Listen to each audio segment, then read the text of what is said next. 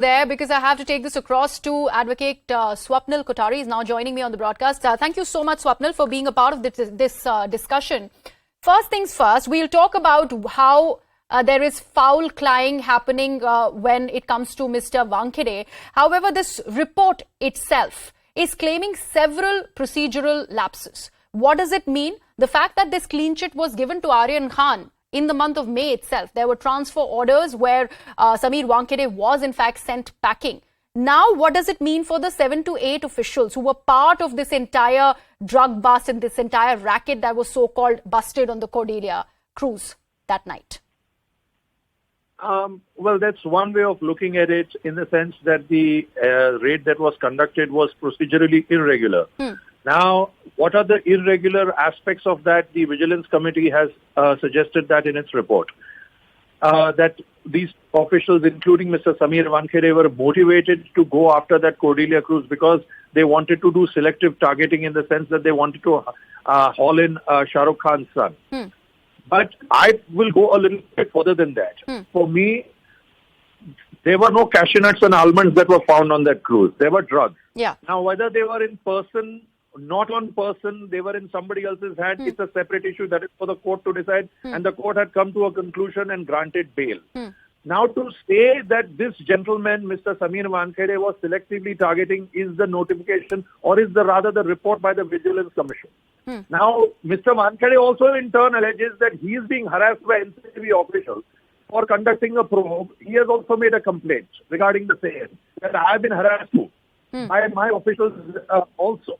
So now, that aspect, if he feels that some sort of a punitive measure is going to be taken against him, pursuant to this Vigilance Commission report, he has got all the rights to go to a court of law and challenge this report, including other officials also, who, if they are caught in the net of saying that they were all together procedurally irregular and did selective targeting, they can also go ahead and challenge this report in a court of law given by the Vigilance Commission, making a counter allegation that this Vigilance Commission report is selective targeting against us. We were only doing our job. Now, then it will be for the court of law to decide as to who is right and who is wrong.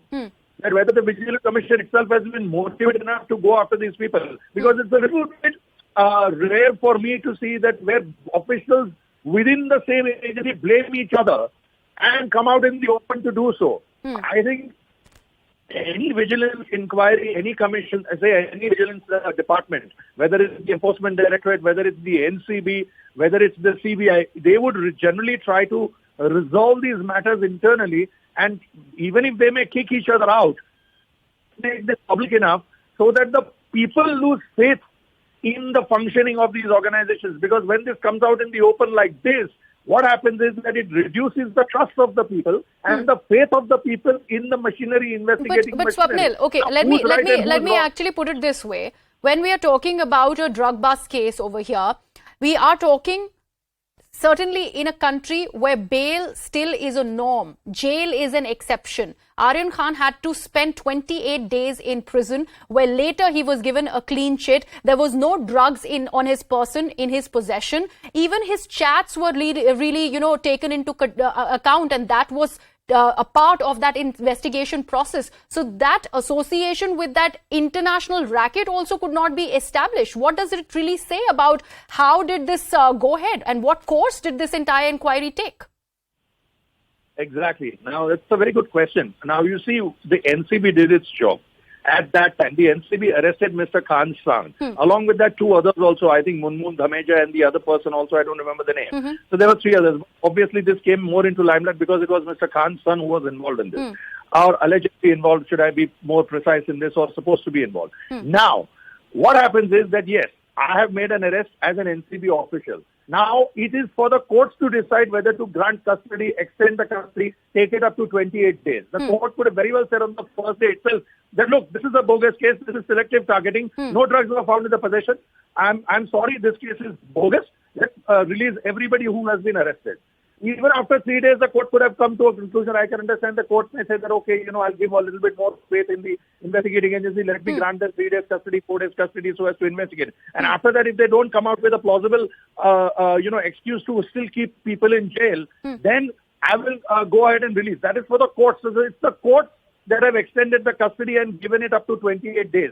Bail is the norm and jail is the exception, applies in other criminal jurisprudence, not as far as, say, UAPA, NCB, rather the NDPS Act or UAPA or anything of those.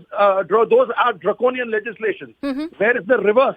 The onus of proof lies on the accused to show that say for example today, as far as the fiscal offences like income tax is concerned, the income tax can very well raid me and say that you have to show Mr. Kothari that your income is clean and it's legitimate and it does not suffer from problems.